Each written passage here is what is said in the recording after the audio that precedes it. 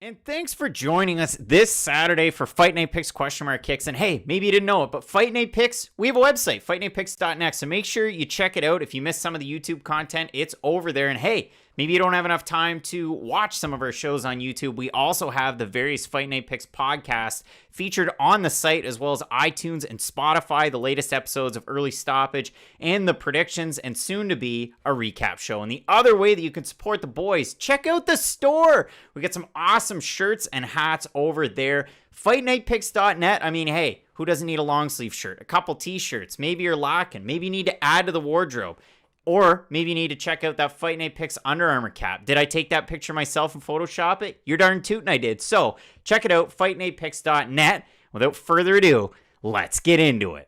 Fight Night Picks is brought to you by Vertiball. Head on over to their website. It's vertiball.com. And listen, it's an awesome product. It's a local company out of New Brunswick, Canada. So make sure you support those guys locally as well as Fight Night Picks. But they're the only mountable portable muscle massager. They can stick onto any smooth surface. They've got an industrial strength suction cup. Can support over 100 pounds of pressure. You can get really into those deep knots. I have one here at home. I use it for my back and my shoulders from holding up that Fight Night Picks Pick'em trophy. But listen, make sure you check them out. It's a great product. Like I said, they're recommended by physiotherapists, masseuses, and chiropractors across Canada, the US, UK, and Australia. And they're used by countless professional athletes like Minka Fitzpatrick on screen there, as well as Clellan Farrell of the Raiders. So if you head into the cart, make sure you check them out. So I've got a Vertiball massager in my cart right there. Use the promo code FNP. You're going to save 10% off your order. You're supporting this company here that I'm very passionate about in New Brunswick, Canada, and you're helping out us as well. So make sure you check them out, vertiball.com, promo code FNP, 10% off your order.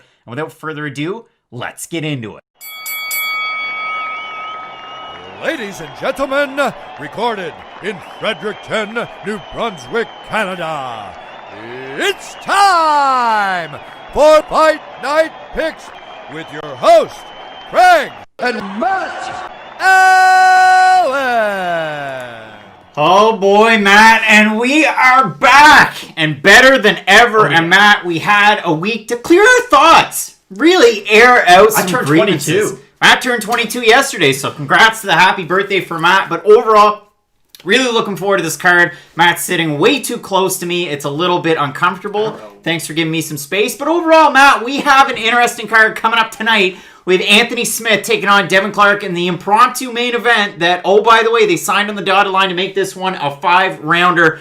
Matt, now, I know I'm going to be hopping in and out of the chat, so I got the laptop open next to me. Best video game clip saying, okay, new intro. We've been using it for a little bit. We got Brendan Gerber saying, I can feel it. Coming in the air tonight, oh Lord, I don't know. And what else? We got Phoenix Graves saying almost 500 people. So overall, it's a really interesting card. We're really looking forward to it. We had some great new content coming out this week with an in-depth look at Tyson and Jones Jr. So maybe after this, you go check that out, kind of pushing ourselves out of our comfort zones, but also in the time away, setting up the reboot of our show This Week in MMA that's set to drop next week. So look out for that. And again, back to business as usual next week as well. We'll be getting back into the picks and setting things up tomorrow, coming out Monday night. So look forward to those. We've already got Colin O'Donnell in the super chat hitting us up with the $10. Let's get into it. It's going to be difficult because that super chat is going to get speedy. It's going to move quick, and it's going to be tough for me. Wyatt Kenny hitting us up with a $5 super chat. Thank you. Happy birthday, Matt. Goodness. Mr. Luxury hitting us up with a $10 super chat already, saying happy birthday, Matt. Looking forward to the fights. Tough that old Derrick Lewis isn't fighting tonight. Well, I have, and Matt, I haven't let you say a whole lot yet, but I have to show this because it's _Will_ on Instagram. Sent me a picture earlier this week, and I told him, hey, Will, I will put this on the show. Will's 74-year-old grandmother, and they call her Granny, is a big Derrick Lewis fan, so that one's for you, Will. It's a shame your grandmother doesn't get to see Derrick Lewis, but shouts to Granny, an MMA fan, and hopefully now a Fight Night Picks fan, so shouts to Granny. She's a big fan of Derrick Lewis, and again, it sucks. Who isn't? There were some unfounded rumors yesterday that maybe Derrick Lewis found a new opponent. Those aren't 100% true. Ariel Helwani kind of came out after the fact and said that. So, overall, Matt, we got to talk Fight of the Night. That's where we start out the Fight Night Picks, _kicks. With our version of what could be the fight of the night. Now, Matt, We have two. We always go with two. Spike Carlyle, Bill Algeo definitely has that ability to be a fight of the night. Matt, why? Bill Algeo is coming off a pretty bad loss in his UFC debut, but that loss was to Ricardo Lamas in his retirement fight. And it's not just like he fought Ricardo Lamas and kind of lost the decision. He made a really good account of himself. He landed like an Anderson Silva front kick in the second round that was absolutely beautiful. And he showed a lot of really promising skills for a guy who is coming into the UFC at only 13-5. His record is a little bit deceiving because you watch him in that Lamas fight and he fights like a guy who is much more into his MMA career. And Spike Carlyle, like, you know what you're going to get with Spike Carlyle. Is he a little crazy? He's very crazy. But he really shows that when he fights too. There's never going to be a boring Spike Carlyle fight, win, lose, or draw. He's automatically in that Matt Brown category for me where I don't care if you win, I don't care if you lose, I just want to watch the performance. And Spike Carlyle is an absolute wild man. He's going to go out there, he's going to finish you until he gets finished himself. And that's what you really got to appreciate about him. And I mean, with Bill Algeo, an all-action type of guy, and you look at his total record, those 5 losses, well, the first loss was in a second pro fight. That's all right to Dean Lavin. Then he went on a win streak. Then he had a loss to Shane Burgos, then Jared Gordon, then to Brendan Loughnane, and then to Ricardo Lamas. I mean, you can't fault him for any of those losses. I mean, you're talking about UFC caliber fighters for sure. Brendan Loughnane, knocking on UFC's door. PFL guy now, but overall, this is a really good fight. And if we have a look at our other one, Matt, we got to go a little inside baseball. This is our fight of the night. We both have this one as our fight of the night. And how could you not? It was elevated to co-main event status. Miguel Baeza, I feel uncomfortable saying his nickname because I am not even close to Caramel. But Caramel Thunder taking on Takashi 10 Sato. This is a great fight. Why is this a possible fight of the night? Really, it's just, okay, Miguel Baeza in his UFC debut fought the aforementioned Matt Brown. And again, I've already mentioned him twice, which is weird, but Matt Brown and Miguel Baeza basically just beat the brakes off each other until Baeza was able to finish him. Now, the weird thing about Baeza is he's super fast, like his hand speed, his combinations. His striking's really good, but he leaves himself open to get hit. And with a striker like Takashi Sato, who's just super pinpoint accurate, has really nice pop in his shots, and can kind of do everything on the feet, this just makes for an absolute brawl. I mean, Miguel Baeza was hurt by Matt Brown, and then comes back to drop Brown at the end of the first round, and then, of course, knock him out in the second round. So if you're having crazy fights like that against a Matt Brown type, just imagine how exciting this matchup against Takashi Sato is. And Matt, really, good luck to Carlos Condit in his fight that's coming up against Matt Brown. But overall, Miguel Baeza, the undefeated prospect, and for 10, Takashi Sato, and I always used to say Sato, so it's really taken me some time. I got to think about it before I say it. This guy is a pinpoint striker. He can really crack with accuracy. You saw it in his fight. Now, again, it was on short notice, but against Jason Witt. And you saw what Jason Witt could do in his fight against Cole Williams. So to come back to it, Takashi Sato has a really high ceiling, I do think. I mean, he's 30 years old in a welterweight division that's wide open, especially at 16-3. If Takashi Sato gets a win over Miguel Baeza, that really springboards you. It's a big prospect type of win, and these guys are knocking on that 25-15 type of door. And this is one of those fights, too, where we used to mention this a lot when he was still in the UFC. It's the Elias Theodorou effect, where you can be really good, but if you're not having very exciting fights, then it's not going to go all that far. If you're a guy like Takashi Sato, Miguel Baeza... Time out. I don't care what you have to say. Matt, I missed the super chat. Seth Wenzel hit us up with $139.99 wow. in the super chat. And Seth, I apologize because, again, a little inside baseball because you did this. And also to Garrett Rincon with the $9.99. I appreciate you as well saying, let's get into it. Anthony chokes. Anthony Smith chokes again. Like, this stops the show because Seth Wenzel's saying, let's go. Just won $50,000 last Sunday. Had a 10-team parlay. You had Tim Mean, Shevchenko, Figueiredo. You're saying tennis and football bets, but you guys shifted me towards Tim. So thank you for that, my favorite YouTube account, and happy birthday to Matt. Seth. Wow, thank you. You're the real MVP of this weekend. And for everybody that's joining us, there's 719 total people for 112 total likes. Wow. Smash the like button, but also... thank you, everyone. You guys are great. So, overall, Seth is the MVP of this weekend. You have to anoint him as such. And, Matt, this is a great card. So, I'm going to head in and out of the chat as we go along, Matt. Like I said, overall, it is an interesting card. Name value-wise, competitiveness, it's a bit of a tricky one. Overall, the Anthony Smith-Devin Clark fight is definitely great. And we are going to see what we can do in this one. So, Matt, we start at the start. We have Luke Sanders taking on Nate Mannis. And it is a competitive fight. Actually, this is one of the tougher fights to try and get a read on. I did take down some notes before this one just to say that the line moved the most out of any line on this card at about 55% clip over on Luke Sanders. And if you look at it, Sanders' line went from a plus 140 at open to a minus 158. If you have a look at Mannis, open at a minus 180. He's now at a plus 132. Very surprising to me because Luke Sanders has that quality and pedigree of opponent. Now I know, and I have to say it, got knocked out by Andre Sukumtoth, and he got finished by Yuri Alcantara in his UFC debut. He got finished by my guy, Hani Yaya. But in his last fight, he finished the bantamweight GOAT. No, he's not. Maybe kinda. Renan Barão. So for Luke Sanders, it's been a really long layoff since that last fight back in 2019. For Nate Maness, won in his UFC debut against Johnny Munoz Jr. Matt, what's your read on this fight? I'm going to come out and say it. I'm a closeted Luke Sanders fan, and I know there's about 3 of us out there, and that might even be a bit of a high ball from me. But I really do think that in his first run in the UFC, now again, it's been a little while since we've seen him, but I thought based on his skills off his first run, he's got really good boxing, he's got great jiu-jitsu. You thought that, okay, he was kind of primed to make a bit of a run in the bantamweight division, and of course it never happened. But even in his losses, I do think that there's some positives to take from Luke Sanders. The fight with Renan Barão was a weird one, because Renan, you know what you were going to get from him at the later stages of his career. He wasn't in his prime. I'm not going to come out here and say Luke Sanders would beat Renan in his prime. But Luke Sanders gets hurt by Renan Barão early in that fight, has to actually come back in a fight, and that was something we hadn't seen from his UFC career up until that point. If things were going bad for Sanders, they just kept on getting worse. But against Renan Barão, again, an older Renan Barão, he was able to get rocked himself, come back in the second round, and finish him, and that's a really nice performance.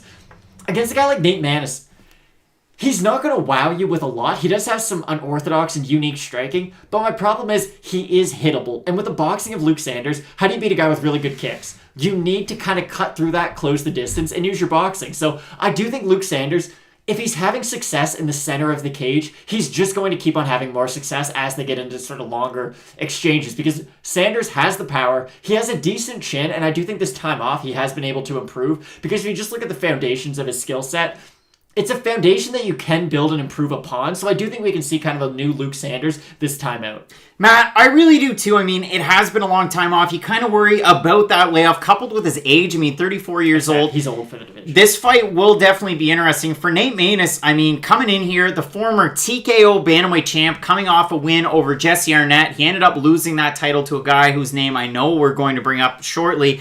Overall, again, though, I mean, it's tricky. Luke Sanders has taken on good opponents, especially on the regional scene. Former RFA champ. He fought Dan Moret, Derrick Minner, and Terrion Ware on that regional scene about, 5 years and before that. Those are pretty big names, and all of those guys became UFC vets. Now, Terrion Ware, if you want to go down a weird rabbit hole, that's the one. Check and see who he fought in the UFC. But overall, it is a tough fight to try and get a read on. I can definitely side with the people that are going with Nate Maness on this one. I did also forget to mention, Matt, that we're going to be going off of the predictions that people have made over at Fight Night Picks on Instagram. You see it down there. Check it out. But a lot of votes on this one. 270 total votes for Nate Maness to 185 for Luke Sanders. That's good for 59% of the Fight Night pickers to go with Nate Maness. Matt, what's the final pick here? I got Luke Sanders. I just think in the middle of the cage, he is going to have some version of success. And when there are sort of longer, drawn-out exchanges, I do see him getting the better of them. Now, Luke Sanders is an X factor and not in a positive light. He kind of has this weird ground game where he will get submitted. But again, if you look at who he's been submitted by, Yuri Alcantara, who is an absolute monster on the mat. Now, yes, his UFC career was a little bit scattered, if you will, and he didn't always fight to his full potential, but him on the mat being submitted by him, there's no shame in that. He almost submitted Corey Sandhagen. And then, of course, Hani Yaya, one of the better grapplers in all of the UFC. So, again, no shame in that. I know Mannis is the more credentialed of these two when it comes to grappling, but I don't think it's enough to kind of get him over that hump to win by submission. And I mean, branch above, big FNP fan saying Maness will eke out the win. Kale's got Sanders. I know, Kale, you're here just about every week as well.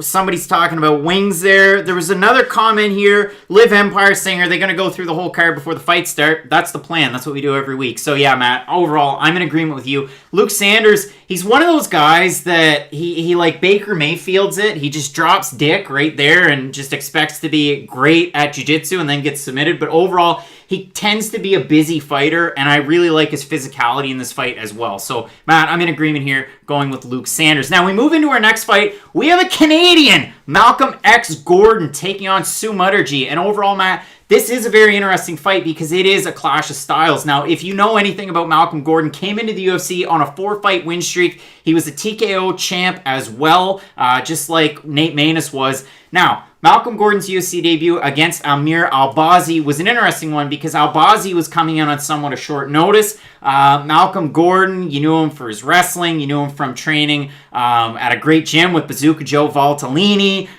Who else do they have there? Mark Hominick, Chris Horodecki, big fan. But overall, Malcolm Gordon just got totally outworked in that fight. And Amir Albazi, really good fighter, so you got to pump the brakes a little bit. But the trouble to me with Malcolm Gordon that we've seen a little bit in his career, if you're a volume striker and a guy that moves in and out very well, you can pose some issues to Malcolm Gordon. Now, that fight at 35 that he had in his debut, and I mean, Amir Albazi was booked to take on a really tough out in Zhalgas Shumagulov, and that fight got changed. It was supposed to be on this card. All that to say, they were flyweights that had both moved up to bantamweight. So this fight, again, this is at flyweight. Mudaerji lost his UFC debut.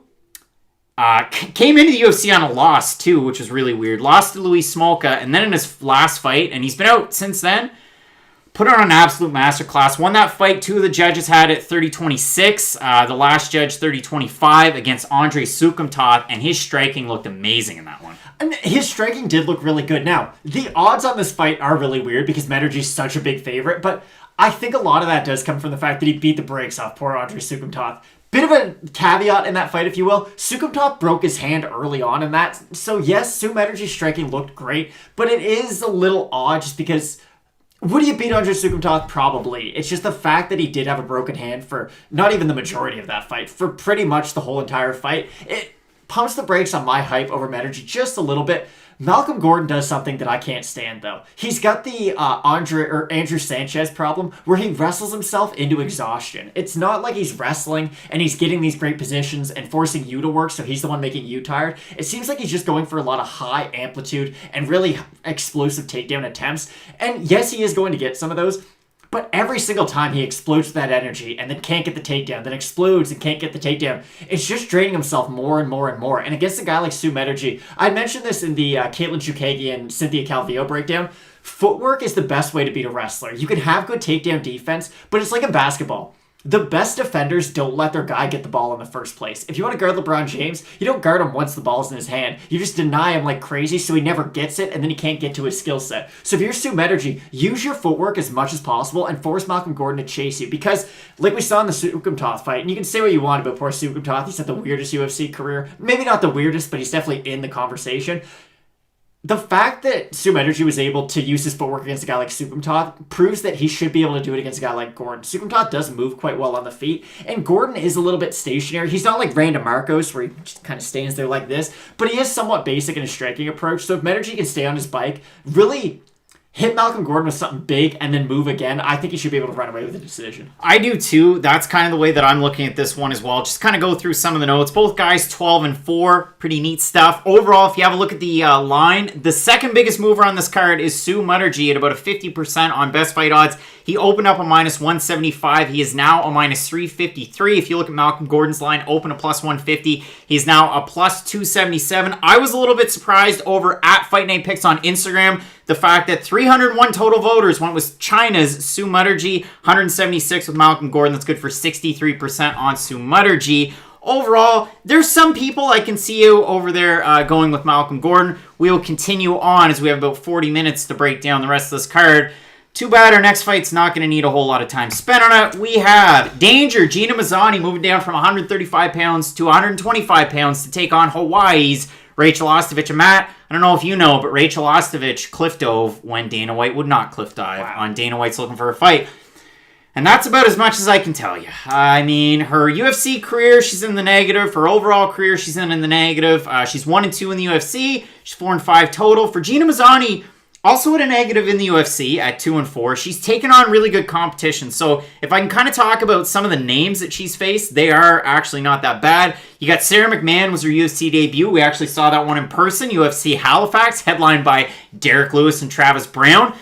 Again, some of the other names, Lena Landsberg's another one. The next one, Macy Chason. And then the last loss that she had was to Julia Avila in her last fight. That was on really, really short notice. She did get finished in about 22 seconds in that one. So it is what it is. For Rachel Ostovich, Montana De La Rosa was one of the losses, who is a contender at flyweight. And then Bare Knuckle Boxing's Paige Van Zant was her last fight, and she got submitted by Bare Knuckle Boxing's Paige Van Zant.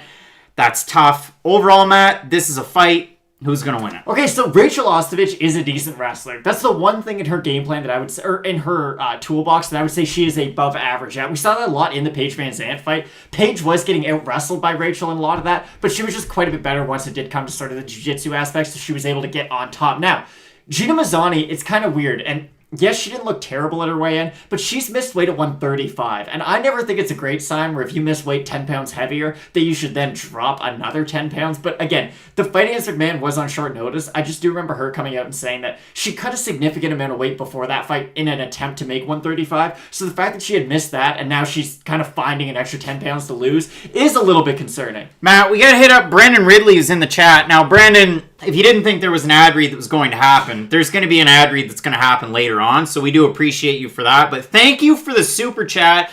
Yeah, there is a big new development in the Fight Night Picks world. You can see it next to me over there. We'll tell you a little bit more about that as we continue on. But we do appreciate you, and continue to hit up the super chat because there's a lot of comments going on, and there's almost 1,000 people watching. So we do thank you. But overall in this fight, yeah, Matt, it is tricky. Because Gina Mazzani, I mean, looked great. Really did. I thought she looked good. She looked cut. I guess too. She looked cut. When, well, not really against the scale. But overall, I thought she did look pretty good. Rachel Ostovich looked like Rachel Ostovich. I want to keep it PC. I want to keep it, you know, high and tight like my hair. But overall, you look at this one, Gina Mazzani's line has changed about 35%. She opened up a minus 125, now minus 200. For Rachel Ostovich, open a plus 106. She's now a plus 165 over on Best Fight Odds.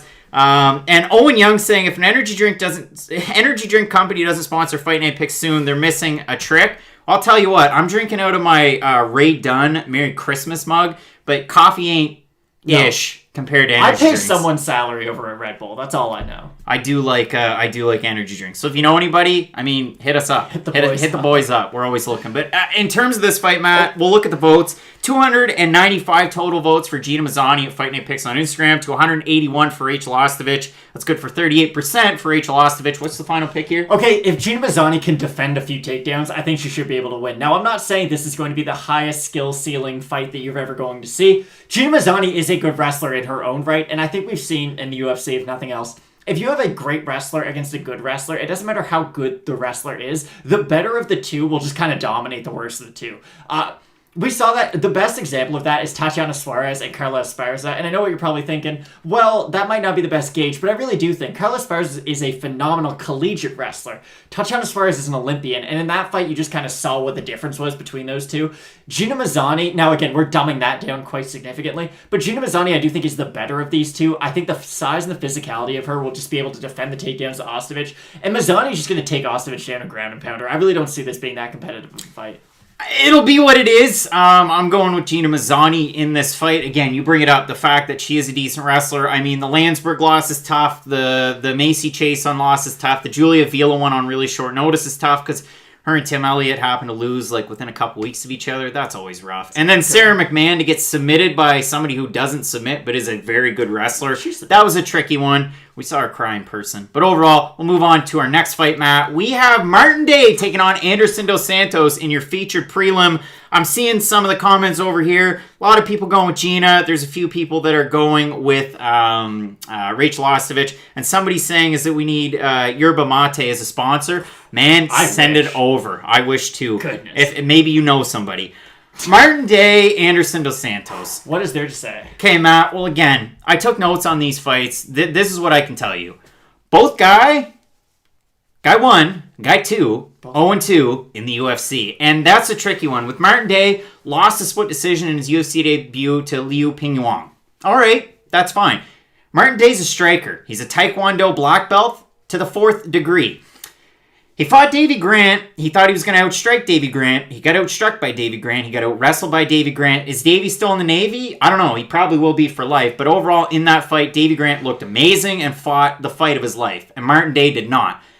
Day was in the same camp as Max Holloway. They said that they did their camp by Zoom, and that was a big talking point at the time.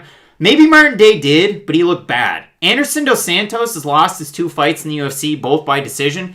He's looked terrible. His striking differential in those 2 fights, and I have to bring it up. So he fought Nadner Imani in his debut, and then he fought Andre Ewell. Negative 2.53, and I get it. He's a Brazilian Jiu-Jitsu black belt. He's been a champ in a lot of different organizations. He sucked in the UFC. He's been bad. Now, maybe he proves the doubters wrong. Maybe Anderson Dos Santos goes out there and gets the win here.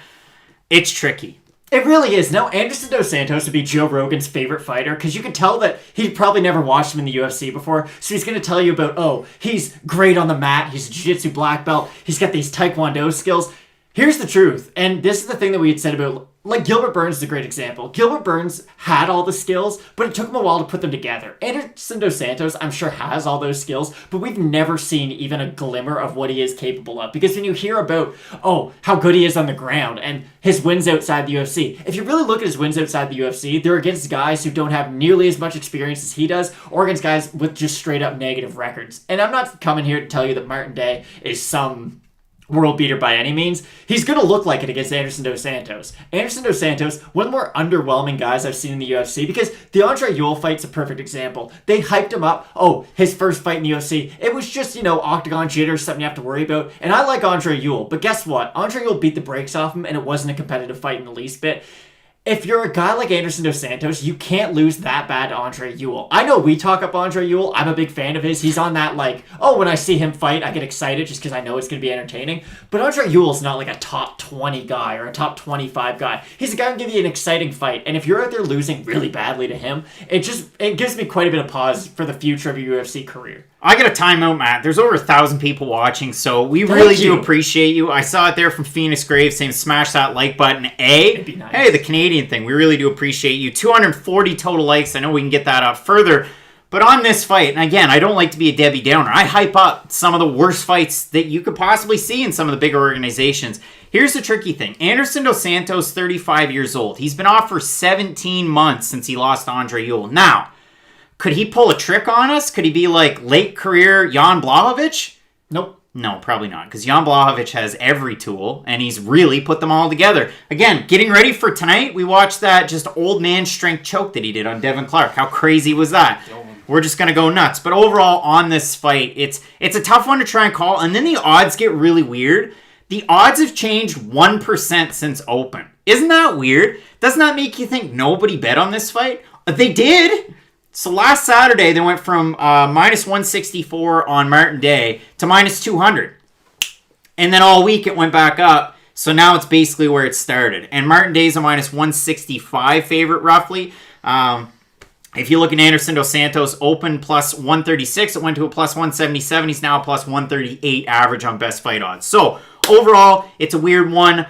I wouldn't put any of my hard-earned money on this. I'd probably put it in that super chat if you want to see it go somewhere. But overall, the picks Martin Day, it's probably the least confident on here.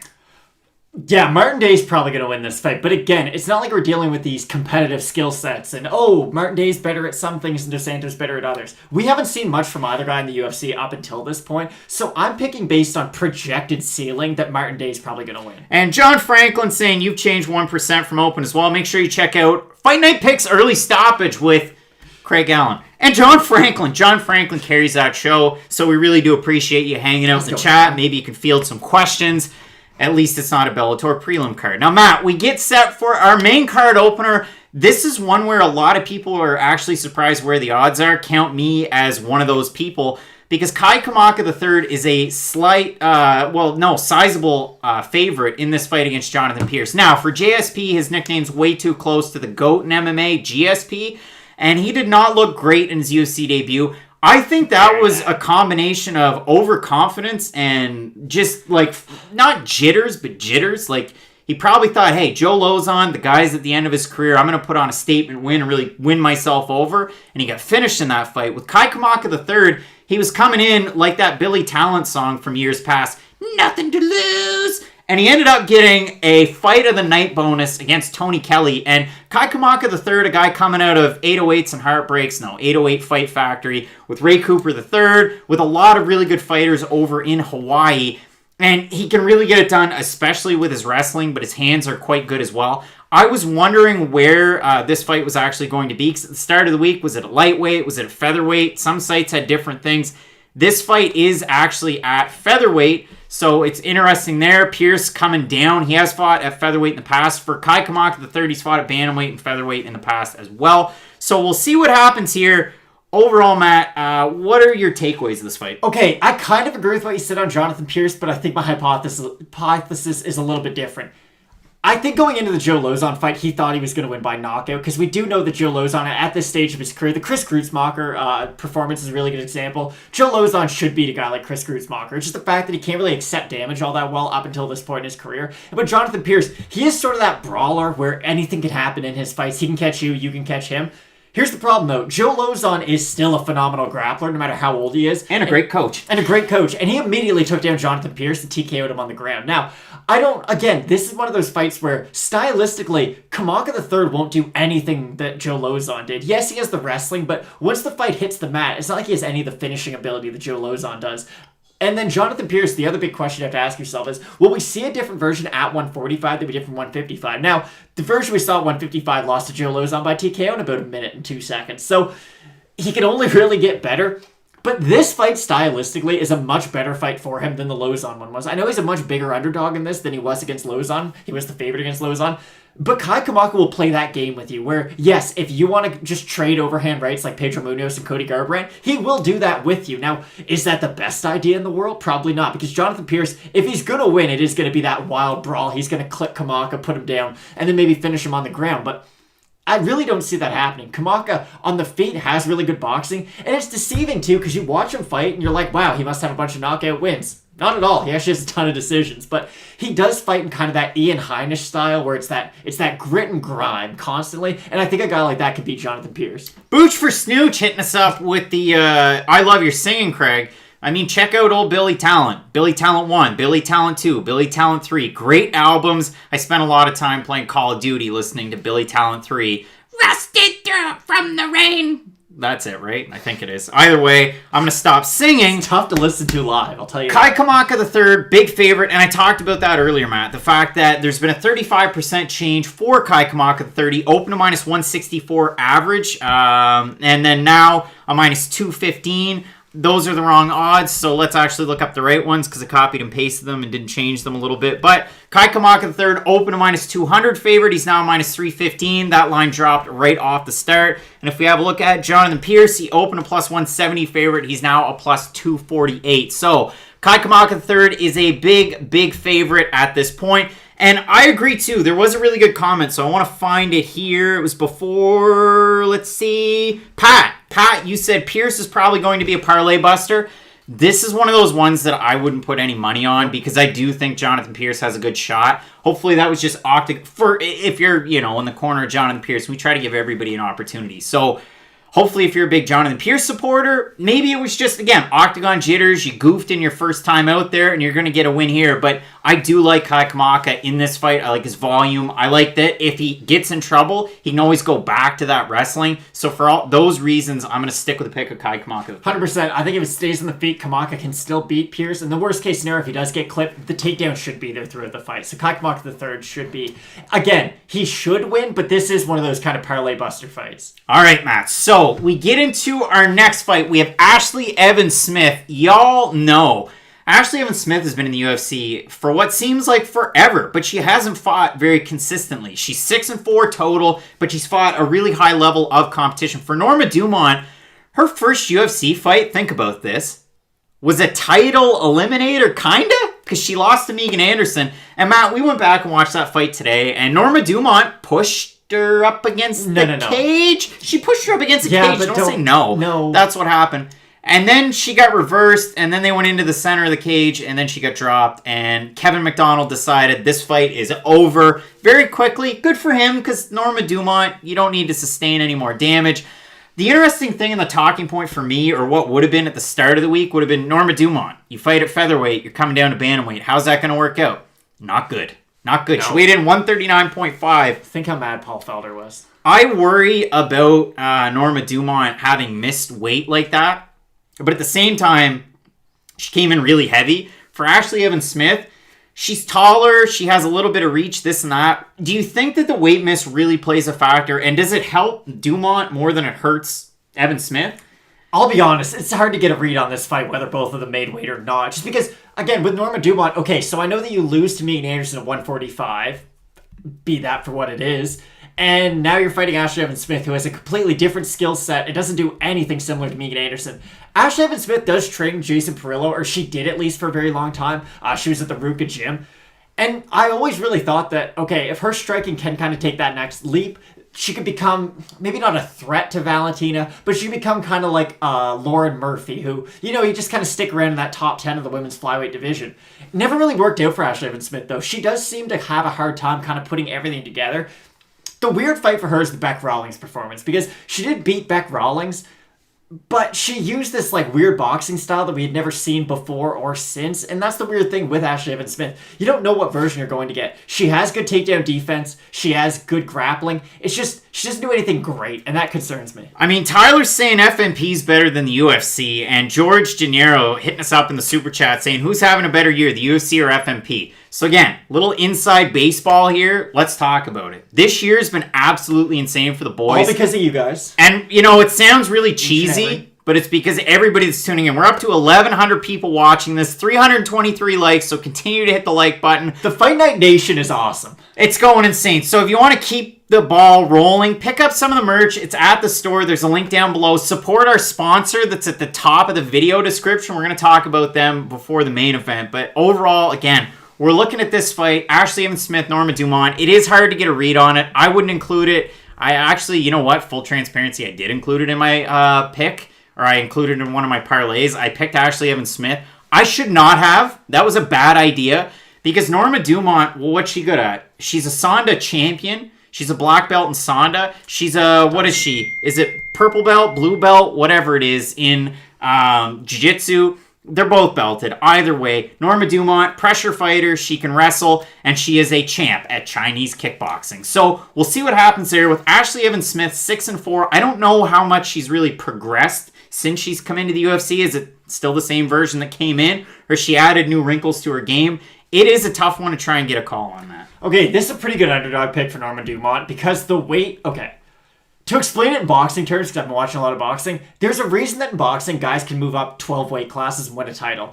In striking, weight doesn't really matter, because the speed that you possess, the smaller person, is more beneficial than the power that you lack. In MMA, complete opposite. The more you weigh, the bigger of an advantage it is in the grappling, and this fight is going to come down to grappling at some point. We did see Norma Dumont try to push the action against Megan Anderson, and I understand Megan Anderson is a big weakness off of her back. Her grappling just straight up isn't that good, and Ashlee Evans-Smith defensively at least can do a little bit more. But Norma Dumont, just kind of the forward pressure and that style, I do think we'll get to Ashlee Evans-Smith at a certain point. The cardio for Norma Dumont will be kind of a weird factor, because she did kind of look tired against Megan Anderson, even though that got done in the first round. And with her missing weight, you don't know what kind of attacks that put on her body. So this is such a confusing fight. I'm going to say Ashlee Evans-Smith is probably going to win a decision, but it's super hard to be confident with that pick. John Franklin with the comment of the night, there's a short list of badass Normas. You're right. Not so, many. Let's bring it back, Matt, and have a look at Fight Night Picks over on Instagram. 226 total votes for Ashlee Evans-Smith to 213 for Norma Dumont. That's good for 51% for Ashlee Evans-Smith, and it's crazy how busy the Instagrams is getting as well. So, I mean, if I could have a no pick here, I would. Can't do it, though. But I have to. I'm going to go with Ashlee Evans-Smith ever so slightly, but again, I could see Norma Dumont winning this one. It's just Ashlee Evans-Smith's a part of my parlay, so I have to keep with her. That's the way it's going to go. It's a tricky one. So, Matt, we look at our next fight, and this is a possible fight of the night. Spike Carlyle is a wild man. Do not look at his Twitter. Maybe just avoid that whole section of the internet. But overall, Spike Carlyle in the cage, his win that he had in his UFC debut was crazy over Elon Cruz. He looked amazing. He got the big finish in the fight that he had after that against Billy Quarantillo, who's fighting a fellow Maritimer and Governor. I don't know, what is Gavin Tucker coming up soon. But overall, Spike Carlyle in the fight against Billy Quarantillo, not really the fight that you wanted out of Spike Carlyle. It was at the start, but at the very end it wasn't. I would disagree. I think that's the exact fight you want from Spike Carlyle. Him at his best is be that explosive guy who can get tired in the first or second round going for the finish. That's what got you to this point. That's what's going to keep you going in your UFC career. I would not normally advise people that, yes, if you're really good in the first round, blow your load in that first round. But Spike Carlyle, like, he's going to beat Bill Algeo. Algeo is kind of weird because he does stand very high, and he is a bigger guy for the weight division. But again, he stands high and holds his chin back. Spike Carlyle throws phenomenal overhands and looping shots, and one of those will eventually land, I do think. Now, the question that it always comes down to is Spike Carlyle. Can you get past the storm and then just get to the point where he is super exhausted and you can take him down really easily? Because his cardio falls off an absolute cliff. And I don't just mean like, you know, who's a fighter who's known for getting tired? He's not like even Hector Lombard. Hector Lombard will at least expend himself in that one big burst and then get tired. Spike Carlyle is just that big first round. But if you can get over that hump, he does get tired. Now, Bill Algeo could still get knocked out just because, again, he stands very high, so if he does get caught clean, he could get put down. But I do think Spike Carlyle has a big advantage just in the physicality of both guys. Matt, we got to get into the super chat. Crooked2 saying this channel's the best. Thank and you. Nige, who's here every week, saying, I know you miss me, boys. Well, we did. Of Love course. seeing the growth of the channel just bleed. Thank you. We also have a super chat from Matt the Mick saying pop fun. Now, Matt the Mick, I hate to be a downer. There's no pop and popcorn with the boys tonight because the card is what it is. So just take it for what it's worth, but we really do appreciate those as well. Now, Bill Algeo, there's a great point made right there by Kicks Good saying Algeo's defense is suspect. Matt, give me the Customato reference that was said by Teddy Atlas about Bill Algeo, because we were watching Bill Algeo's fight against Ricardo Lamas, his UFC debut. And I gotta say, Bill Algeo's fought some really good competition. As Nige hits us up saying, OMG, do you have FNP Nike sweaters in the store? Again, Inside Baseball. Good question. This was a collab that we had, and we'll have to put out the link somewhere because it was with a golf outfit in Ontario. It was in Toronto. Christian D. Sabatino is the guy. If you can find him on Instagram, maybe he can hook you up. But yeah, we got the golf pullovers made by him. We ran some ads for about a month, and apparently a lot of people missed out on them because they've been hitting us up a lot since you wore those in the promos this week. I'm gonna have to keep on wearing them. But again, overall in this fight, Bill Algeo in his fight with Ricardo Lamas, he'd go in, he'd go 1, 2, 3 head kick, or he'd go with that Holly Holm type of combination, and then he'd just stand there for like 2 seconds. What's the reference? Okay, it is a reference, and I'll use it, but I don't know if it applies to Bill Algeo, and I'm just going to say this now. Bill Algeo does throw a lot of strikes, and he will wait, but it's an issue for him all the time. It's not like it's just after he throws strikes. But to quote Teddy Atlas, after you're done paying, you can't stay for the receipt. You got to pay and get out of there. And it does make sense. If you're a guy like Bill Algeo, you can't throw your big combination, kind of admire the work that you've done if you did land a few of those shots, and wait, because a guy like Spike Carlyle will just come over the top with one big shot. But for Algeo, that can't just be him after a combination. That's be him throughout the fight. He does have that, and I said it before. He's got that Luke Rockhold tendency where he is much bigger than the majority of his opponents, and I'm assuming it's very similar in the training room as well. So he can get away with just leaning back and leaning back. But you're not Fat Joe in the mid-2000s. Leaning back isn't trendy anymore. And if you get clipped clean on the chin by a guy like Spike Carlyle, who I'm assuming can just figure out, okay, if Michael Bisping can throw a big left hook and he's not really a power guy at 185, Spike Carlyle's got pretty big pop on his shots. And if he can catch Bill Algeo clean, I think he can put him down. That's the issue for me. You go back and watch the fight against Elon Cruz. Elon Cruz leans back a lot and leaves his head high. Bill Algeo does the same thing. Now, I will say there's a lot of differences because Elon Cruz has a ton of power and Bill Algeo has a lot of volume. Now, I got to hit it up. Sloth Mob hitting us up with a $4.99 in Super Chat. Any solid locks this week? What would you guys consider close to it? Sloth Mob, gotta put this out on the line. No locks. We get burned by locks. Mine's wrong anyways. I mean, if I had to look at this card, and if I can be totally, completely, 100% honest, if there's anything close... I can give you a great underdog. If I feel confident with anything, Gina Mazzani over Rachel Ostovich. That's fair. I like Gina Mazzani over Rachel Ostovich. There's that. So, that's my pick. Hopefully that helps you out. But again, yeah, Garrett's saying FMP don't do locks anymore. Exactly. No, because they're wrong all the and time. with the Fat Joe thing, he was in night school, and that's where the movie went weird. He also laid back. There was no point. Why did they even have him in that movie? Anyway, but if we're looking at this fight, again, Bill Algeo coming in, he's really, volume oriented, and he can mix it up. He throws a lot of nice kicks. He throws a lot of nice strikes to the body, and he can mix it up well. He's good on the ground, and if you have a look at the fights that he had on the regional scene, he fought really good competition. I mean, we opened the video up by talking about the losses that he had, but we're talking Brendan Loughnane on Contender Series. Those guys went and threw everything but the kitchen sink at each other. Jared Gordon, Shane Burgos, and then Dean Lavin in his second pro fight. So that stuff's going to happen. For Spike Carlyle, yes, he lost that fight in his last time out, training out of a great gym in California. If we have a look at the odds, Matt, we got to talk about them. Let's see. Spike Carlyle opened a minus 150. He's now minus 182. For Bill Algeo, he opened up a plus 130. He's now at a plus 152. I know the sexy pick is Bill Algeo. It's tough for me, though, with that head movement. It is. I got to get into the super chat. D-Hockey Player 22 saying stick taps for an even better 2021, boys.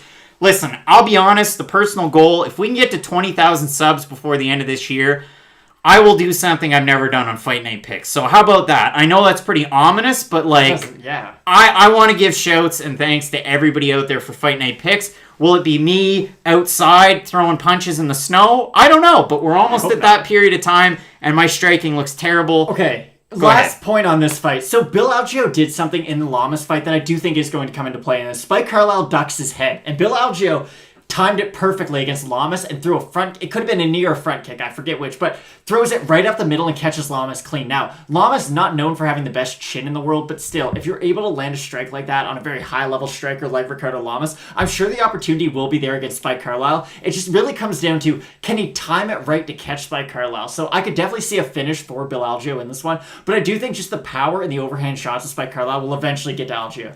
All right, Matt. So if we're making final picks on this one, I got to talk about the votes over on at Fight Night Picks on Instagram. 335 total votes for Spike Carlyle, 165 for Bill Algeo. It's good for about a 2/3 count for Carlyle. I'm going with Carlyle. Again, it's that head movement that worries me, and when you finish a combination and just freeze, it's not twister. You can't freeze, so I like Spike Carlyle in that minute to get a win. So now, Matt, we move on to just a weird bucket of muscles over on the main card. Two of the heaviest heavyweights you're ever going to find. Which would make it not a weird bucket of muscles. Just two big dudes. Josh Parisian taking on Parker Porter. Now, Matt, for Josh Parisian in his last fight, he fought a guy that used to play for the Bengals a long time ago, Chad Ochocinco. No, it's a joke. It was Chad Johnson.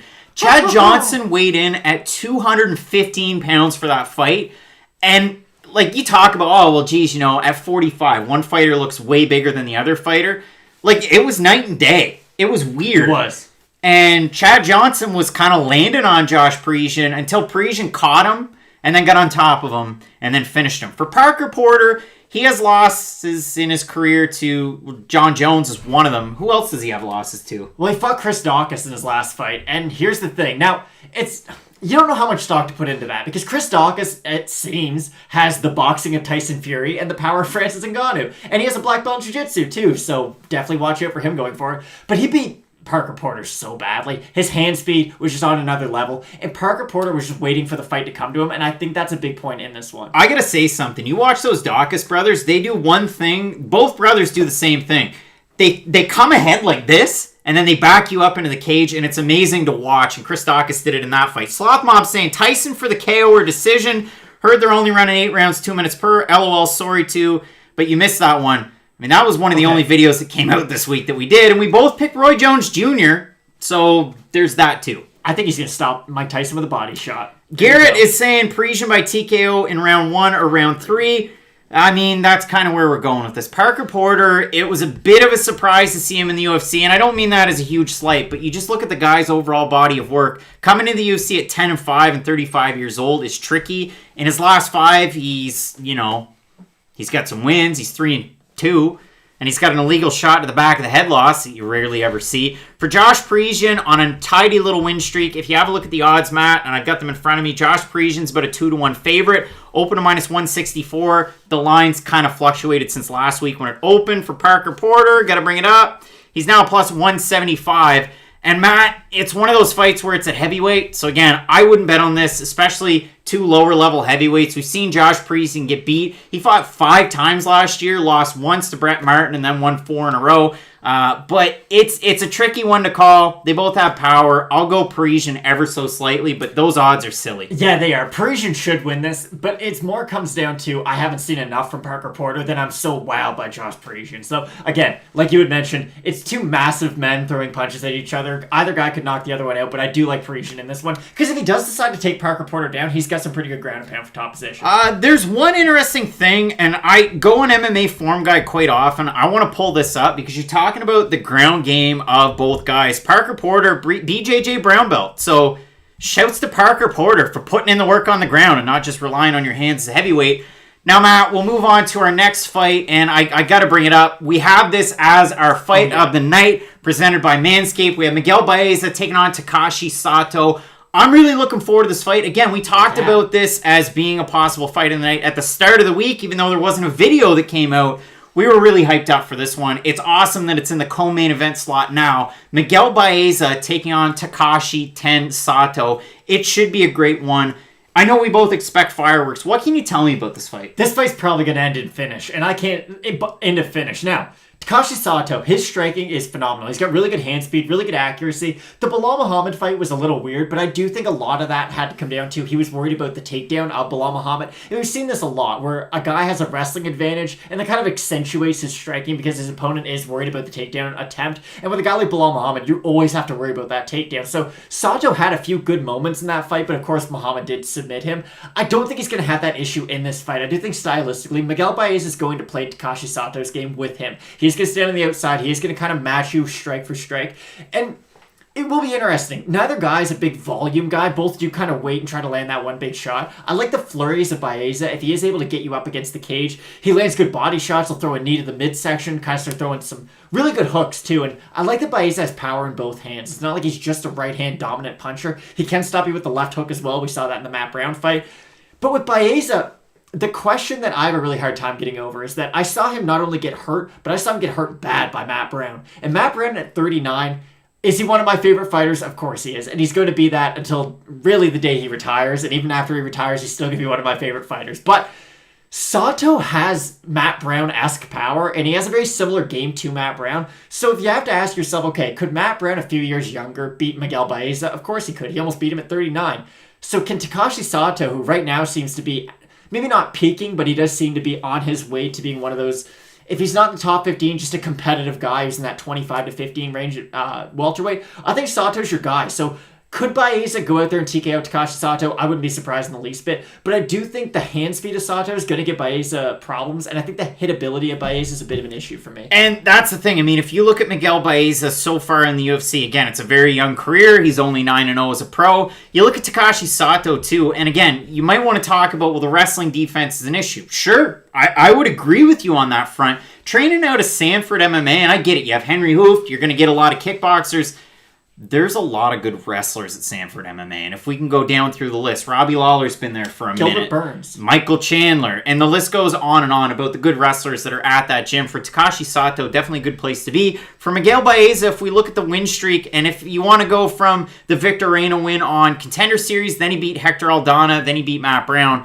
A win over Hector Aldana doesn't tell me anything. And again, maybe we're putting a little bit too much stock into the fact that Matt Brown, it doesn't count as a knockdown, but it's as close to a knockdown as you're ever going to get. He sent him flying. Baeza, he kept his fingertips up, and that's what kind of springboarded him back up against the cage, but he almost pretty well did get dropped. And I mean, for Takashi Sato, the only loss, and I mean, it was a huge moment for Bilal Muhammad, but that's the loss. I mean, you look at his last 5 fights, a loss to Glyco Franca. Glyco, where you at? Miss you, buddy.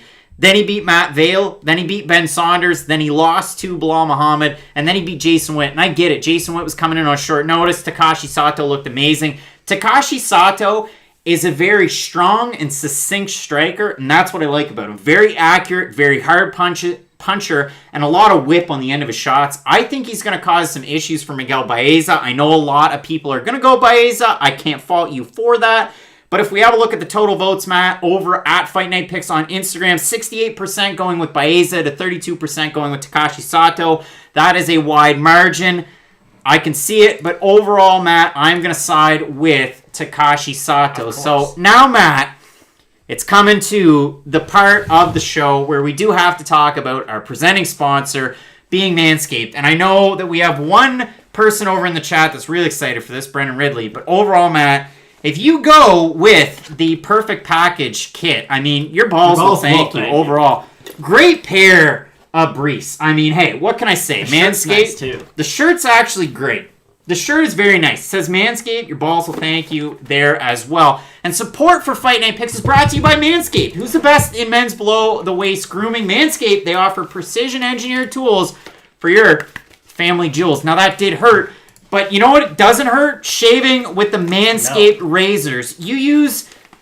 They're great stuff, and it's going to work great for you. So overall, the Lawnmower 3.0, it's got a light. And listen, I'm the type of guy shaving my nuts in the shower. Well, of course. It's the way you got to go. And with this, especially with the light, it's a great little thing to add to your kit. That's why Manscaped has redesigned the electric trimmer. The Manscaped engineering team has perfected the greatest ball hair trimmer ever created and just released their new and improved Lawnmower 3.0. Now, I know everybody here that's watching live, you're going to head over there. Manscaped.com. Use the promo code FNP to get 20% off and free shipping. I can't stress that enough. Now, if you order the Perfect Package kit, you get the Lawnmower 3.0. You get a little bit of crop preserver, ball deodorant. It works great. It really does. It's a nice little salve. It's a little pick-me-up, especially if you need it. And hey, I mean, I'm the type of guy, I wear form-fitting underwear. You need it. The Crop Reviver, ball toner. It's good stuff. It is. And then if we're really talking about this, Matt, you look at their nose hair trimmer. And I gotta tell you, I've had nose hair trimmers. I bought that kit from the big box store. They don't work all that great. I'm telling you right now, Manscaped has some great products for your nose hair. So, rip through it. I'm telling you, it's premium stuff, and I mean premium. The battery on the Lawnmower 3.0, it's gonna last 90 minutes. Maybe you got big nuts. Maybe it's gonna take you more than 90 minutes. Overall, one of the coolest features is that LED light for precision trimming. It's going to illuminate your grooming areas closer. They've also upgraded to a 7,000 RPM motor with quiet stroke technology. And let's not forget about the charging stand. Now, Matt, this charging stand, I got to say, you put it on, it fits great, and you can show it off. Your friends are going to want to see that on the mantle when they come over, if they come over, or maybe you put it in the background when you're zooming with your family over the holidays. But overall, again, you're listening to me speaking right now. I want you to experience this firsthand. So check out the link down below. 20% off and free shipping with code FNP at manscaped.com. Make your testies your besties. Matt, let's get into our main event of the evening. A lot of people are enjoying this. This show just went off the rails. They're saying, hey, man, we got to support ourselves. If we're going full-time with Fight Night Picks, you check out the merch and you check out the sponsor. Let's talk about our main event of the evening. We have Anthony Smith taking on Devin Clark. Now, originally, this was your co-main event. You're supposed to have Derrick Lewis taking on Curtis Blaydes. Will's grandmother was looking forward to that fight. She doesn't get it now. You don't get it. I don't get it. But overall, we get Anthony Smith and Devin Clark. And hey, what a great fight. I mean, it was going to be a good one if it was a 3-rounder. As a 5-rounder, it's weird. It's weird that it's a 5-rounder. It's weird that they both agreed to this because for Anthony Smith, it's a 7th straight main event. For Devin Clark, you're getting the opportunity of a lifetime, and I'm sure there's a little bit more money in that. Booch for Snooch saying, don't assume my gender, please. I don't think I did. No. Anyone just saying. But overall, Anthony Smith, Devin Clark. Now, Matt, we've gone back. We've watched the tape. Again, a little bit of inside baseball here. UFC Moncton. We got the Anthony Smith poster right there. Fight Night Picks covered that one live, so that's pretty cool. This should be a really good fight. Anthony Smith in his last two really tough losses. Do you think he's going to have an opportunity to rebound in this fight? Well, yeah, of course he has the opportunity. If he wins, he's going to win. Now, this fight's very weird because it comes down to like 3 different X factors, and I do think you can simplify it to that degree. Devin Clark's a phenomenal wrestler. We saw that in the Menfield fight where he finally did show it a little bit in his MMA game. You always knew that he had the credentials, but we never really saw it. What we saw it's just we never saw him go into that strict wrestler mode. We know he has that in his back pocket. We know that Anthony Smith kind of struggles with those guys. Alexander Rakic was able to just kind of take him down and ground and pound him. And Anthony Smith is in this weird situation where you question his motivation, but if you get on top of him, yes, he's a black belt in jiu-jitsu and he's got some really good submission wins. Off his back, he's not phenomenal, though. It's not like he's a guy like Tony Ferguson who's going to throw triangle chokes, try to create a lot of space, and then work for an arm and just kind of progress from there. if he's on his back, he can kind of get into these states of inactivity where he just sort of eats damage and waits and waits and waits. Thiago Santos was able to get on top of him where Anthony Smith was in full mount on Thiago Santos, and Santos just kind of exploded and spun him around. And we know that Thiago Santos' ground game's a little odd. Now, that was before he had both of his knees completely reconstructed, so maybe, he once did have a really good ground game. But Anthony Smith, there's things that he does really well offensively that also defensively he doesn't check. Like leg kicks or something for Anthony Smith that are a really weird strike, because you see him on the offense, he's got phenomenal calf kicks, he's really good at going low, but again, he doesn't really check them himself, and that's an issue against a guy like Devin Clark, where Devin Clark, very interesting case, the less leg kicks he throws, the better likelihood he has of winning. And I don't know if for him it's kind of a mental thing where he doesn't want to throw a lot of leg kicks because he knows that kicks drain your cardio a lot worse than punches do. Maybe that's something in the back of his mind, but against Anthony Smith, if you see Devin Clark landing calf kicks early on, it's the best sign possible. And if he is able to sort of mix up his wrestling and his striking, make Anthony Smith work. And that's really all you can ask for, especially in those first 2 rounds, because in a 3-round fight, could Devin Clark win? Without a doubt. I think he could steal 2 rounds, and I think Anthony Smith could win the 3rd quite convincing, but still 10-9 must system, you win 29-28. In a 5-round fight, this changes everything for me so much. I think Anthony Smith is now a big, big favorite because Anthony Smith, all he has to do is get past those first 2 rounds. It's not like Devin Clark's going to come out there and throw big looping hooks that are going to damage you to such a degree that you'll be compromised throughout the rest of the fight. I think if Anthony Smith can keep this fight at range, I do think he's learned some of the lessons from that Glover fight. I know it's odd because after he lost to Rakic, but Alexander Rakic, is he a generational talent? Maybe not, but I do think he's a guy who's going to be around for a long time at 205, and I don't think that a loss to a guy like Rakic can diminish your shine all that much. I get it was a bad loss, but I do think Rakic is that next in line for, if not a title shot, maybe to become champ one day. So Anthony Smith loses to him. Can Devin Clark do what Alexander Rakic can? Yes, but I don't know for how long. I know Rakic can out-wrestle you and out-strike you for 5 rounds. It's just his output is kind of catered towards that, whereas Devin Clark, he has the volume, he kind of has the power, but he doesn't have enough of either that make me think he can beat Anthony Smith. Steve Stevenson putting it perfectly, saying, guys, this guy is a big step down for Smith after Rakic and future champ Glover. Now, hey, I can't wait, like the rest of you, to see Glover Teixeira and a really tough out in Jan Blachowicz. That would be awesome. Here's the thing about Devin Clark, and we'll play this both ways, right? Because we always do with Fight Night picks. When he throws a higher percentage of kicks, he actually loses fights more often, which is weird because, and I always talk about this, like, you could say Roy Jones, like his left biceps way bigger, throws a nice hook. Alex Pereira, he's the only kickboxer Joe Rogan knows, he throws a wild left hook.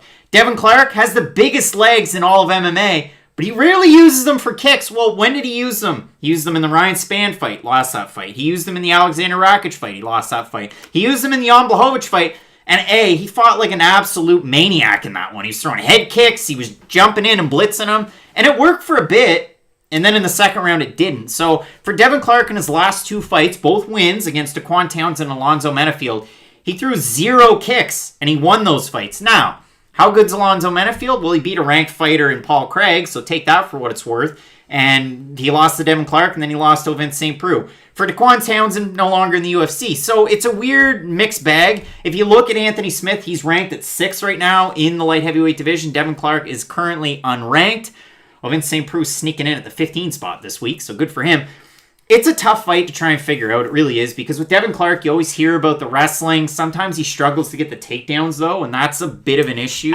I don't think he will in this fight, though. I do think Anthony Smith has that weird tendency, not to cut you off, but he does have that weird tendency where he kind of he curdles up against the cage, and I do think if he does find himself in that position, that's a really great opportunity for Devin Clark to not just kind of stand there and strike to try to get through the holes of Anthony Smith's guard, but to just shoot a double leg. I do think that will make the takedown a lot easier. Yeah, I mean, for Anthony Smith, only 51% takedown defense average in his entire UFC run. So there is that to look at. Mr. Luxury saying, I know y'all are betting big money, send old Matt some birthday money. You gotta. I mean, maybe hit up the super chat. Toss us a like. There's 1,300 people watching. This is awesome. 420 likes. So you gotta toss a little bit more up there. We gotta get above 500. And I know you can do that. You're watching at home. And there was another comment up there that your girlfriend approved of the show while we were doing a Manscaped ad. So hey, must be pretty cool. Overall, Garrett hitting us up again in the super chat saying Anthony Smith's going to gas again. He didn't look well at the weigh-ins. Now, my opinion. I would agree with that, but the issue is Devin Clark's never shown me that he's a cardio king for say. Like, if you're Glover Teixeira, that's your game plan. Get dropped, get into mount. It's pretty simple. So Glover Teixeira can outlast a guy like Anthony Smith. Alexander Rakic is just such an athlete that he never really lets you get into the fight, so he's going to make you tired. Devin Clark, I don't know if he can play that sort of long-term, outlast you kind of game. So if we have a look over at Fight Night Picks on Instagram, out of the total votes, there's 296 for Smith, 224 for Devin Clark. That's good for 57% going with Anthony Smith. I set the song to Return to the Mac when Anthony Smith was in Moncton. I made sure I asked him why he picked that song. It just happened to be on the radio, and he told the UFC, hey, make that my walkout song. And they did. So that's pretty cool. Now I'm dropping the crop preserver, so there's that. But overall, in this fight, Matt, if we had to offer up a pick, I've gone back and forth today. I mean, to be totally honest, I have. If we have a look at the total odds on this one, they are close. Anthony Smith available right now at a minus 135. He opened a minus 160. The line went up to about par, and then it dropped back down on Smith later on this week. For Devin Clark, opened up at a plus 134. He's now at a plus 112. If you had to offer up your pick here, who are you going with? Okay. If it was 3 rounds, I'm going to tell you right now, Devin Clark. I do think he can do that, win the 2 rounds, kind of lose the 3rd, and then we'll see where it goes. A 5-round fight, I don't know how Anthony Smith loses, and I'm going to spin it kind of in a weird way. I think the mentality of Anthony Smith really does matter coming into this fight, and I really like the fact that he was pushing for a 5-round main event. I do like that he seems motivated in this, because I do think that's been a bit of a question, especially after the Rakic fight, but these are all great signs that he's like, okay, I'll take this fight. He's taking it, well, he did take it on short notice, but also the fact that he's just willing to fight an extra 10 minutes. I do like that. I do think that it shows that at least mentally he's in a great space. So the question comes down to, can a motivated Anthony Smith beat Devin Clark? And I do think he can. I'm not the most sold on this, but I do think he'll be able to get it done. And Bert had the super chat up there saying, what's up, boys? Keep up the good work. 3.5 rounds, over, under pick. Great call on the over with the Felder RDA fight. So, Matt, you were kind of talking about it right there. So we got a 5-round fight now versus the 3-round fight that we were going to have. What's your take on that one right I think Anthony Smith can get a stoppage late, but I don't know if it goes to decision or not. That's the really hard point. It matters how much Devin Clark can stay in this fight, because I do think we're going to reach a point that if he doesn't finish Anthony Smith, and if Anthony Smith doesn't finish Devin Clark's going to be more exhausted than he's ever been his whole entire life. And I'm sure Anthony Smith will face that point too, but I know what I'm going to get from an exhausted Anthony Smith. Yes, Glover beat the brakes off him, but he had to come back in that Ozdemir fight, and I do think it showed quite a bit on his behalf. And against Gustafsson, Anthony Smith, did get hit with a body kick and dropped near the end of the 2nd round, came back to choke out Gustafsson in the 3rd round, so I know what I'm going to get from Anthony Smith. If the going gets tough, I do know he has at least the staying power to keep the fight going. And Devin Clark is going to get to a certain point where his cardio is going to start to fade and it's going to start to get bad. And I don't know what an exhausted Devin Clark gives me, but I know what an exhausted Anthony Smith gives me. So I'm going to pick Anthony Smith. Yeah, I'm going to go with the over in this one, and I'm going to take Anthony Smith as well. Yeah. I mean, if that gives you any indication as to where I'm going, I do think Anthony Smith's going to get the win here. And I mean, really,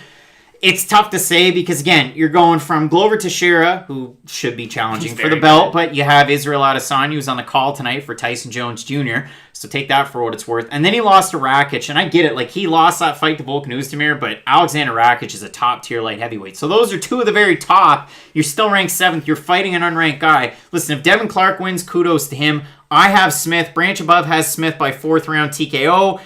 What else do we have? Alec the Boss saying you get nothing from an exhausted Smith. Sure, but with Devin Clark, I've at least seen it's a 5-round fight too. Yeah, like it's tough. Now, I'm going to throw one little caveat out there just because if you think about it, you have to say it.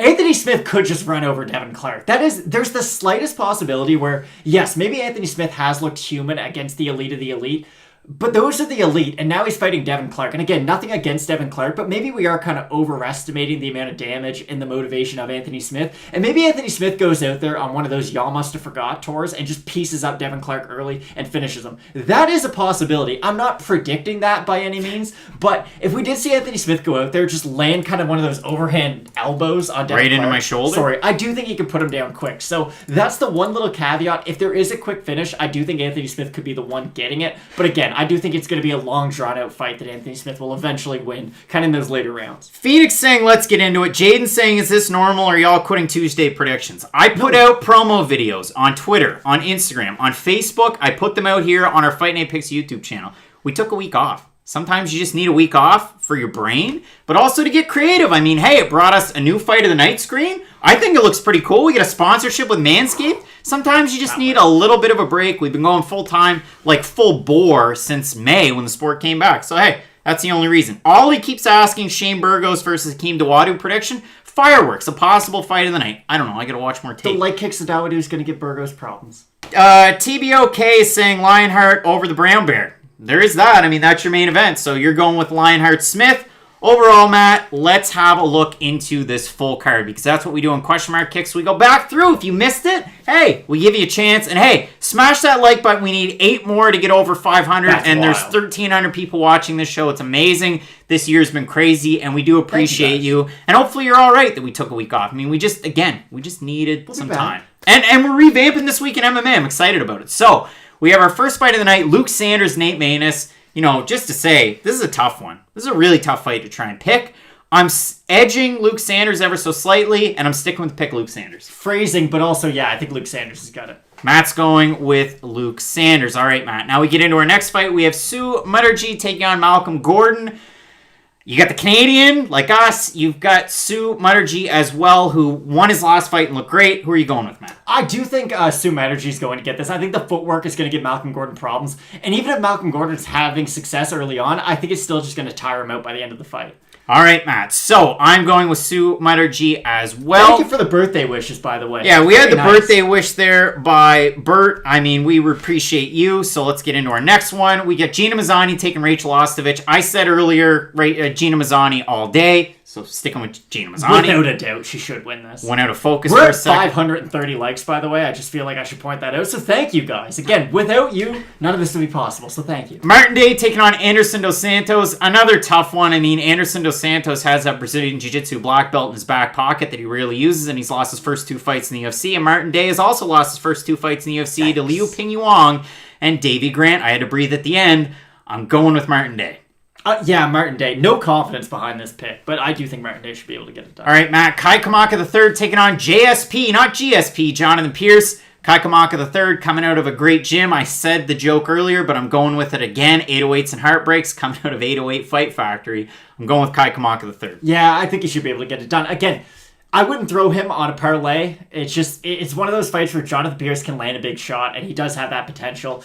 He could be able to get it done. But yeah, Kai Kamaka III. Ashlee Evans-Smith taking on Brazil's Norma Dumont, who was in a title eliminator in her last fight, which was her UFC debut at featherweight. She missed weight in this one ever so slightly with Ashlee Evans-Smith. I can see that pick going wrong.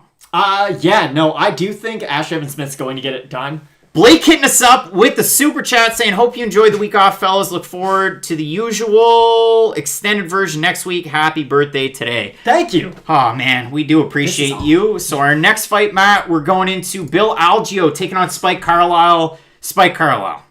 Yeah, again, the fact that old lean back Bill Algeo is probably going to get caught with a big shot. All right, Matt, we get into our next fight. Josh Parisian taking on Parker Porter. 2 guys that I would not want to run into in a back alley. And if you added Matt and I together, we probably wouldn't weigh as much as the 2. Well, yeah, we would. I think we'd weigh a little bit more. Just barely, though. But, yeah, I'm going with Josh Parisian in this one. Again, it's heavyweight MMA with 2 unranked guys. Anything could happen. I can't break it out any better than that. Yeah, Parisian all day. All right, Leafs fan 112 wants a, hey, Craig, can we get a come on, Marab? If you know me and you know my Matt Sarah, come on, Marab! All right, Matt. Next fight, we have Miguel Baeza taking on Takashi Sato in our co-main event. This is our fight of the night pick.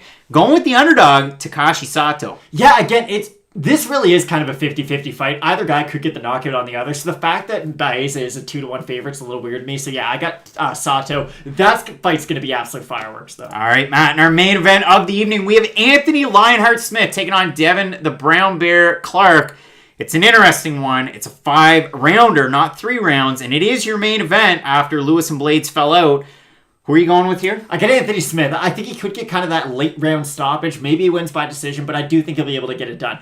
I'm not predicting that Anthony Smith's going to go on like another title run or anything, but I do think he'll give you enough to beat Devin Clark. All right, everyone. We really appreciate you for tuning in. There were 1,300 people here at one point.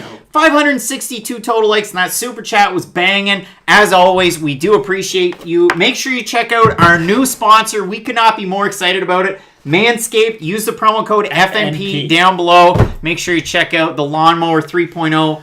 There's a light on it. So check that stuff out. We do appreciate you. Next week, again, we will be back to normal. Business as usual. The picks will be back. We've got some new stuff over on the socials, too. Keeping score. They're like heritage minutes if you're a Canadian. They're like little interesting tidbits, little thought provokers. They're fun. We have fun with them. We've also got This Week in MMA coming out next week. We have Early Stoppage. We're working on a preview, not a preview show. We do those. A post-fight show as well. So there's a lot of stuff going on with Fight Night Picks. We do appreciate you. Michael George saying 2 corny goop balls that can't even fight. You didn't see our preview and our promo over on the Instagram. You're a goop ball. But overall, I'm really looking forward to it. We appreciate everybody for tuning in. Happy birthday, Matt. Thank you. And overall, as we always say with Fight Night Picks, let's get into it. Ladies and gentlemen, recorded in Fredericton, New Brunswick, Canada, it's time for Fight Night Picks with your host, Craig and Matt.